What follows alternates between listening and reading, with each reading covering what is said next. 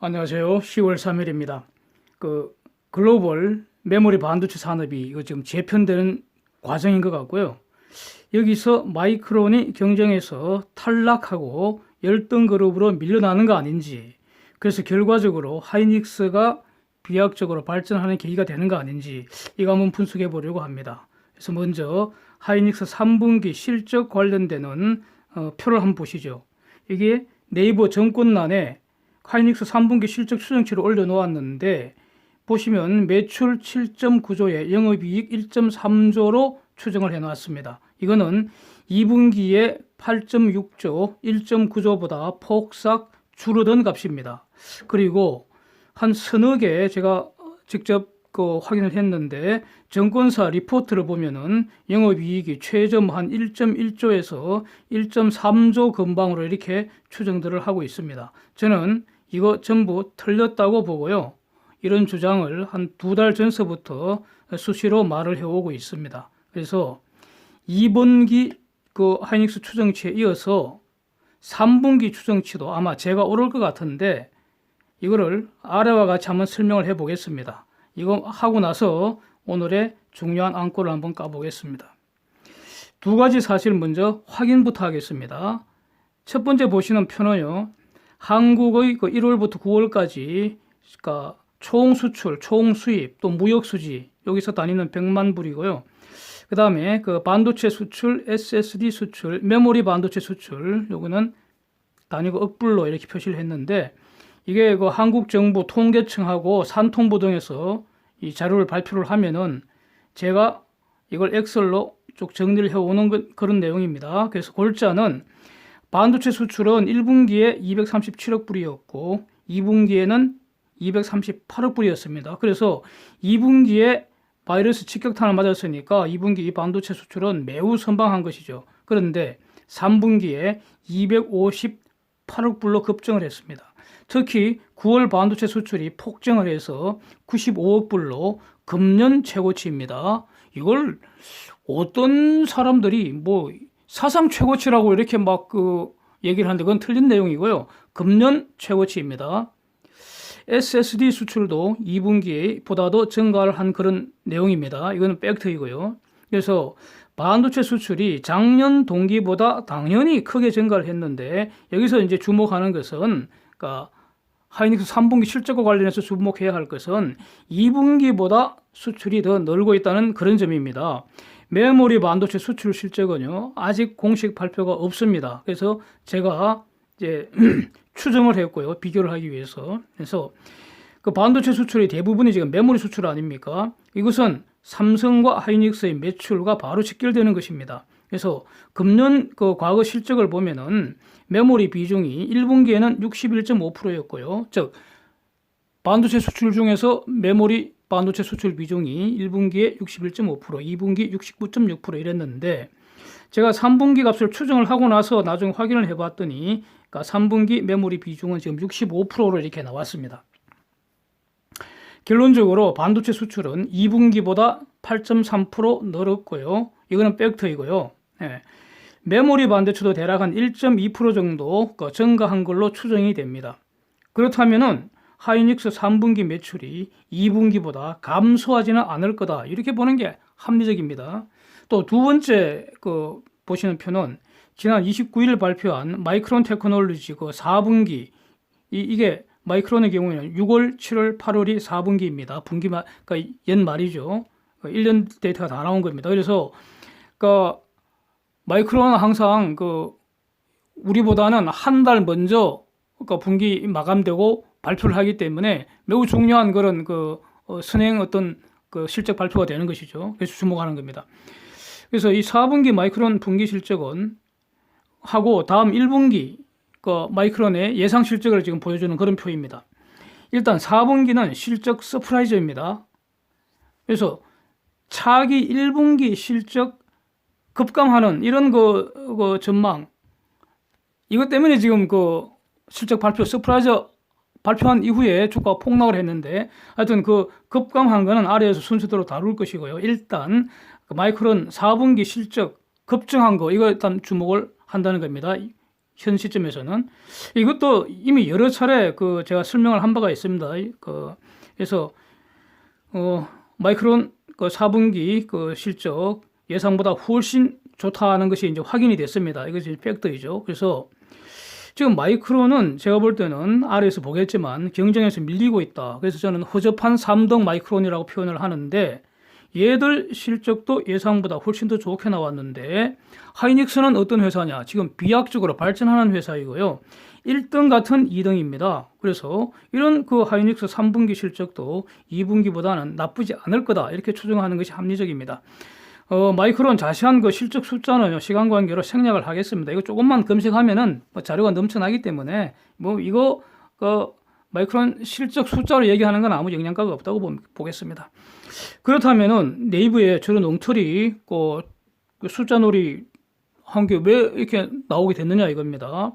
그 다음에 정권사 허접한 그런 리포터들이 어떻게 엉터리 추정을 하게 됐을까 이런 겁니다. 이게 오늘의 안과입니다.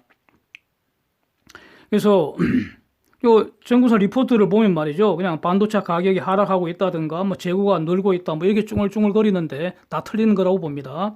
제가 지금부터 한번 이런 논거들을 자간자간 한번 씹어 보겠습니다. 첫 번째 표하고 그래프를 한번 보시면은 이게 DRAM 익스체인지 스팟 가격 보여줍니다. 이게 유명한 DRAM 가격 지수입니다. 이거 보시는 것처럼 크게 하락하다가 반등하는 모습 볼 수 있습니다. 문제는 말이죠. 이 가격 지수에 포함되는 메모리 내용입니다. 즉, 저 지수 저거 어떻게 계산했느냐 이겁니다. 표에서 보시면 DDR3 1, 2, 4기가, DDR4 4기가, 8기가짜리 요거 5개 종목 평균치입니다. 그걸 가지고 전 지수를 만들었다는 겁니다. 그런데 저 평균이 단순 평균인지 가중 평균인지, 가중 평균이라면 뭘 가중한 건지 여기까지는 제가 더 이상 조사를 안 했습니다. 그런데 문제는 그런 게 중요한 게 아니고, 여기서 제가 문제 삼는 것은 이런 5개 전부 다 한마디로 골동품이라는 겁니다. 9세대 반도체입니다. DDR3는 대략 10년 전에 나온 캐캐 묵은 것이고요. DDR4라는 것도 8기가짜리, 여기서 제일 좋은 거 8기가짜리도 4 내지 5년 전에 나온 겁니다. 8기가 속도 한번 보십시오. 2400Mbps. 이거는 5G 환경에서는 쓰지도 못할 군뱅이 속도입니다. DDR4도 말이죠. 16기가 이상이 있잖아요. 근데 이거는 저 가격 반영에 포함이 안 돼 있잖아요. 그렇죠. 그래서 삼성은 거의 지존급이니까 별도 언급하지 않아도 되고요. 하이닉스만 본다면은 과연 하이닉스 3분기 매출에서 저런 골동품 매출 비중이 몇 프로나 되는지. 예? 기본적으로 삼성하고 하이닉스는 계약 거래가 주종이지 않습니까? 스팟 거래가 아니라고요. 그래서 반도체 매출 중에서 계약 거래가 아닌 스팟 거래 비중이 몇 프로가 되는지 이런 정보는 정확하게 지금 알려진 바가 없습니다. 이거 완전히 가장 중요한 영업 비밀이겠죠. 이거를 이렇게 일반적으로 접근할 수가 없습니다. 따라서 이런 가격 지수를 근거로 하이닉스 매출이나 이익을 추정하는 거 틀릴 가능성 매우 높다는 겁니다. 그래서 쓰레기 같은 산수놀이일 뿐이다 이렇게 봅니다. 제가 알기로는요, 메모리 매출 중에서 저렇게 DRAM 익스체인지 통해서 스팟 거래되는 비중 10 내지 15%에 불과하다고 봅니다. 많아야 15%입니다. 물론 스팟 가격 하락하면은 매월 말에 이제 그 다음 달 컨트랙트 프라이스가 이제 협상되는데 그때 계약 거래 가격 결정할 때 참고가 될 수는 있을 겁니다. 그러나 언제나 그런 것도 아니고요. 그냥 참고일 뿐입니다. 그래서 이런 같은 논리로 최근에 스팟 거래 가격이 그래프에서 보시는 것처럼 저점에서 크게 반등을 한 상태이기 때문에 그러면은 10월 계약 거래 가격 상승했을 가능성이 높잖아요. 그렇죠? 그렇다면 10월 이후는 이건 하이닉스한테는 호재 아닙니까? 자, 두 번째로 중요한 점이라고 보여지는데 반도체 세대 교체 지금 급속히 이루어지고 있다고 봐야 합니다. 이런 거는 어떤 논리적인 추산이 되겠죠. 이거는 어떤 논리적인 추정이 되겠죠. 판이 다시 짜여지고 있다 이런 뜻입니다. 글로벌 반도체 산업 지금 현황을 보면은 프로세싱 유닛, 즉 처리 장치입니다. 이 처리 장치는 옛날에는 CPU 하나밖에 없었지만은 지금은 모바일에서는 AP라 그러고 또 그래픽 쪽에서는 GPU라 그러고 또 인공지능 처리하는 APU라는 말도 나오고 이렇게 지금 막 쏟아지고 있는데 이 처리 장치는 퀄컴, 인텔, AMD, 엔비디아 이런 4개 회사가 절대적 강자 아니겠습니까?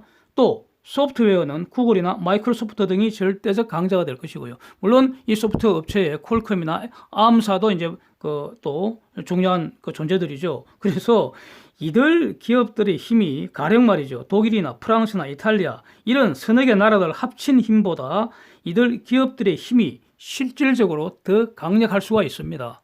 예? 이 기업들은 군대는 가질 수 없지만 네?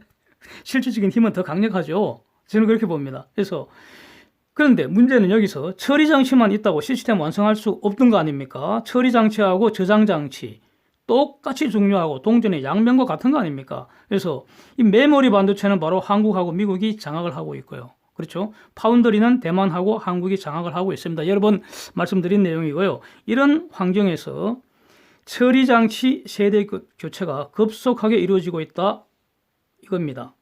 즉 5G 시대가 진전이 되면서 이를 구현할 수 있는 핵심 슈퍼칩들이 지금 나오고 있다는 겁니다. 이를 이용해서 신규 전자기기들이 쏟아져 나오고 있다 이런 뜻이죠.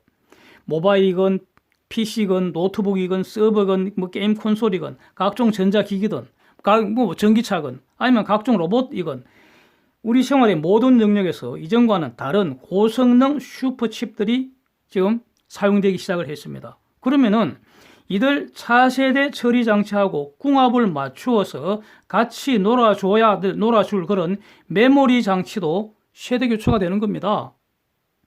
메모리는 크게 두 종류입니다. 가령 처리 장치, 이 CPU하고 직접 그 궁합을 맞추어서 같이 놀아줄 그 저장 장치가 바로 DRAM입니다.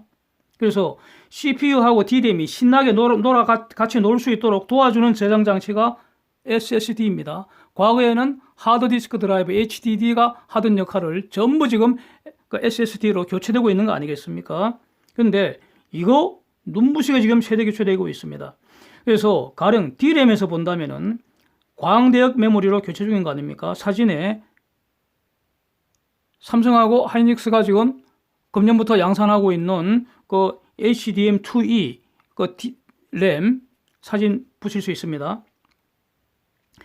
HDM2E라는 것은 HDM의 광대역 그 메모리라는 뜻인데 이게 2세대라는 뜻이고요. 2는 2세대 확장 버전이라는 겁니다.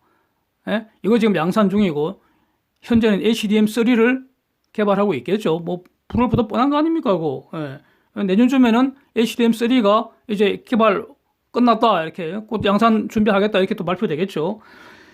지금 HDM2E 양산 가능한 곳은 세상에서 삼성하고 하이닉스뿐입니다.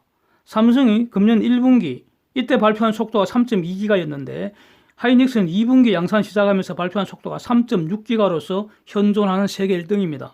그래서 하이닉스 같으면은 당시 그 보도를 보면은 작년에 개발 완료하고요. 양산까지 대략 한 10개월 이상 양산 준비에 이렇게 시간이 걸렸다는 거 아닙니까? 문제는 마이크론은 어떤가 이겁니다. 마이크론 얘네들 쫄딱 망했습니다. HDM 이 개발 초기에 얘들은 이걸 안 하고요. 인텔이랑 뭔가 짝짝꿍이 맞아갖고 다른 짓을 했다는 겁니다. 그래서 거기서 그 다른 짓 하다가 실패를 해버렸습니다. 지금 얘네들 HDM 물건이 없습니다. 그래서 이제서야 다시 이거 적어도 만들겠다 이렇게 시작을 하겠다는 겁니다. 그래서 자기들 만들겠다니까 얘네들도 만들어내긴 만들어내겠죠. 아니 마이크론에도 그 천재급 인재들이 부글부글 할 거 아닙니까? 그래서 만들기는 만들겠지만 문제는 경쟁에서 이미 밀렸다는 겁니다. 지금 삼성하고 하이닉스는 이걸 양산을 해서 마구마구 팔고 있다는 거 아닙니까? 그런데 마이크론은 팔 게 없으니까 손가락이나 빨아야지 뭐 어떻게 하겠습니까? 팔 게 없는데 적어도 1년 이상 걸릴 것이고요. 길면 2년 정도 경쟁에서 밀려버린 겁니다. 예? 마이크론이 뭐 겨우 이제 허겁지겁 2세대 출시도 하기 전에 삼성하고 하이닉스는 3세대 제품 출시 가능성 높은 거 아니겠습니까? 예, 저는 그렇게 보여집니다. 그렇기 때문에 이 재고 문제라는 거 골동품, 예? 캐캐 묵은 거, 저런 거는 재고 문제가 발생할 수 있겠지만은 이 차세대 신제품에는 재고 문제 발생할 수 있기 힘들잖아요. 예? 또 DDR5는 어떻습니까? DDR4 넘어가는 차세대 DDR5는 어떻습니까? 5G 환경에서는 이거 아니고는 안 된다는 거 아닙니까? 삼성하고 하이닉스는 지금 양산 가능합니다. 지금 양산 체제 딱 준비하고 기다리고 있는데 문제는 인텔이 버벅대는 바람에 여기 맞추는 처리 장치가 지금 제대로 준비가 안 돼서 본격적인 양산은 조금 기다리고 있다. 이런 상황으로 저는 이해를 하고 있습니다. 그래서 문제는 시간이 갈수록 연말 이후부터 DDR5 점점 더 생산량이 늘어날 가능성이 매우 높다는 거죠. 그래서 지금으로서는 2023년이 되면은 DDR5가 거의 반 이상 대세가 될 거다. 그 빨라질 수도 있잖아요. 그런데 중요한 것은 마이크론은 아직 양산 준비 못하고 있습니다. DDR5도. 이뿐입니까? 세 번째로 지금 차세대에 여기서 완전히 밀렸는데 차차 세대 그 D램 경쟁에서 마이크론은 완전하게 밀려나는 거 아닌가 이렇게 보여집니다. 그게 바로 그러니까 10나노 이하 초미세공정 이 기술 경쟁에서 EUV라는 그러니까 장비를 적용하는 문제, 이걸 지금까지는 파운드리 업계에서만 주로 적용을 해왔는데 D램에서도 세계 최초로 지금 한국이 적용하기 시작했다는 거 아닙니까? 삼성이 평택 P2에서 이미 D램에 EUV 이 장비 적용한 라인이 돌아가고 있다는 것이고, 하이닉스 곧 준공이 되는 그런 M16 공장에 EUV 전용 라인을 갖춘 D램 지금 준비된다는 거 아닙니까? 그래서 내년부터 이걸 적용한 차세대 D램이 양산된다는 거 아닙니까? 그런데 마이크론은 아직 계획이 없습니다. 그러면은 이 D램 분야에서 초미세공정 경쟁에서 마이크론은 완전히 밀렸다고 평가를 해야 하는 겁니다. 여기서 아주 중요한 그래프 한번 보겠습니다. D램 점유율 추이입니다. 이거는 금년 6월 말 기준인데 보시면은 지금까지는 삼성, 하이닉스, 마이크론 3강 체제였다고 볼 수 있습니다. 그런데 지금까지는 그랬고요. 지금부터는 마이크론 탈락 가능성 제너는 아주 높아 보입니다. 하이닉스 점유율이 비약적으로 올라갈 가능성이 보입니다. 그 그래프에서 명확히 알 수 있는 것은 삼성전자도 점유율이 조금씩 내려가고 있고요. 하이닉스도 앞으로는 분명히 크게 내려갈 것 같은데 마이크론이 점유율이 크게 내려갈 것 같은데 그 차이를 전부 하이닉스가 가져갈 가능성이 높다는 겁니다. 그래서 마이크론 점유율이 지금부터 크게 하락하기 시작해서 2, 3년 내에 10% 초반으로 아니면 10% 밑으로 완전히 열등거로 밀려나는 거 아닌지 주목이 되는 상황입니다. SSD 분야도 지금은 128단에서 삼성하고 하이닉스하고 마이크론이 지금 이거 거의 치열하게 경쟁 중인데 물론 여전히 삼성이 압도적 1등이고요. 그러나 하이닉스가 무섭게 치고 나가는 상황이지 않는가 이렇게 보여집니다. 인텔이 조만간 140단 이렇게 양산을 한다고 하는데 문제는 내년에 하이닉스가 176단 지금 준비한다는 거 아니겠습니까? 마이크론은 여기서 지금 새로운 뉴스를 아무리 찾아봐도 제가 발견을 못하고 있습니다. 그래서 SSD 분야에서도 마이크론이 밀리는 거 아닌지 주목할 수밖에 없는 상황입니다.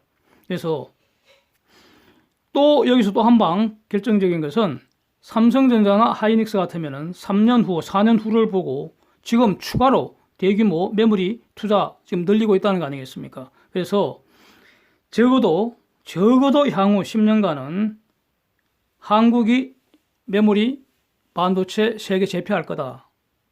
그러면 마이크론 망가지는 거 아니냐 이렇게 보여진다는 겁니다. 그래서 지금 처리 장치 생산하고 개발하고 공급하고 이런 원천 데이터는 어디서 나옵니까? 당연히 미국에서 나옵니다.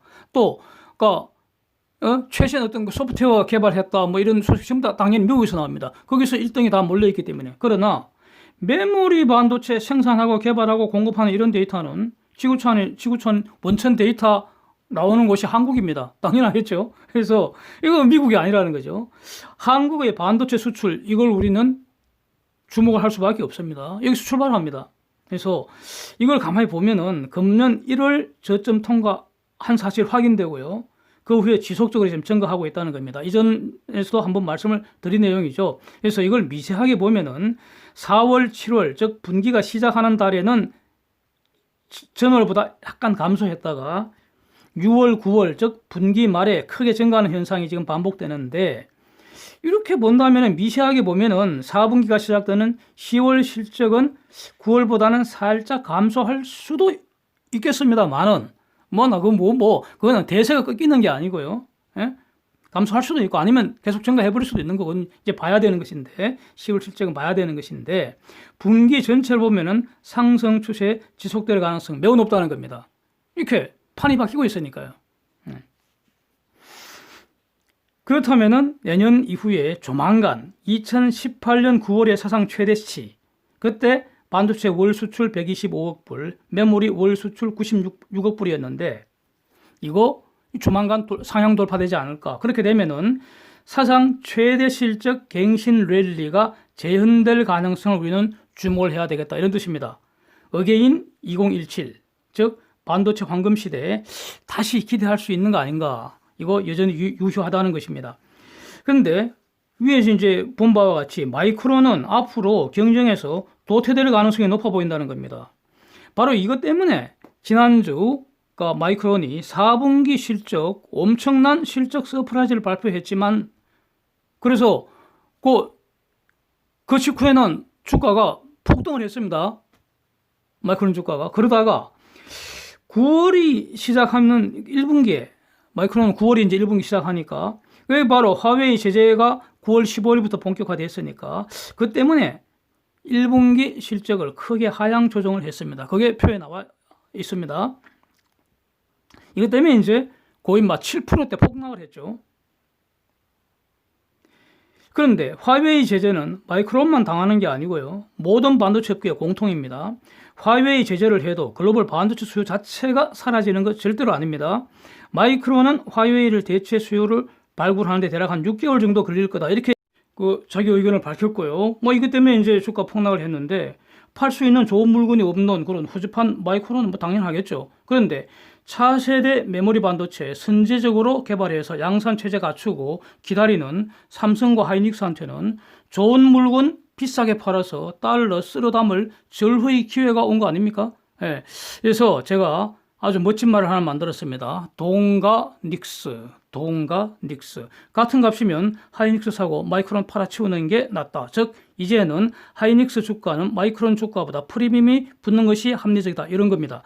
표에서 보시는 바와 같이 지난 9월 8일 이후에 외국인들이 하이닉스 주식 집중적으로 매집을 했는데, 이런 배경이 있는 거 아닌가, 저는 주목을 한다는 것입니다. 9월 29일 기준으로 한 달간 외국인이 하이닉스 주식 1186만 주 순매수했고요. 기관이 452만 주 순매수했는데, 이 중 연기금이 183만 주 순매수입니다. 당연히 개인은 1612만 주 이렇게 순매도를 했습니다. 그래서 이제 앞으로는 이게 10월 수출 실적 이제 구체적으로 잘 살펴봐야 하는 것이고요. 이거는 메모리 반도체 수출, 생산 수출 이런 것들은 한국이 지구촌 원천 데이터 발생한 곳입니다. 그러니까 우리가 프리미엄을 갖는 것이니까 이거 잘 분석해야 되는 것이고요. 10월 23일 예정된 하이닉스 실적 발표, 3분기 실적 발표 봐야 합니다. 그래서 저는 하이닉스는 마이크론과는 본질적으로 다르지 않을까, 이렇게 기대를 하고 있습니다.